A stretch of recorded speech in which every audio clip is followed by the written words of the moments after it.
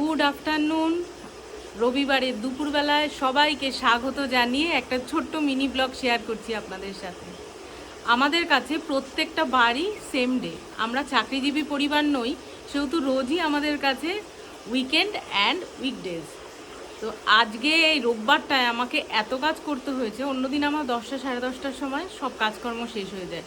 আর আজকে সেই কাজ শেষ হলো, এখন 1:20 বাজে, এসে জাস্ট বসলাম। ঘর বাড়ি ক্লিনিং করা, রান্নার বউ আসছে না, রান্না করা, তারপরে টয়লেট ক্লিন করা। আবার দেখুন এখানে এই যে আমলকি কেটে রোদে দিয়েছি। আমাদের এই বারান্দাটায় 12 মাস খোলামেলা, যেহেতু 12 মাস এখানে রোদ থাকে, ঠান্ডা নেই বললেই চলে। ওই সন্ধ্যেবেলা একটু ঠান্ডা হালকা লাগে জাস্ট। আর এখন রোদে এই যে বসে আছি, যা চুলটা শোকাবো দেখে, পিঠটা জ্বলে যাচ্ছে রোদে। আর পেছনে দেখুন আমার ফুলের বাগান, এখনও ফুল সেরমভাবে ফোটেনি, গাছগুলো বড় হচ্ছে, কড়ি এসছে, ফুল ফুটলে আবার সেগুলো আপনাদের সাথে শেয়ার করব।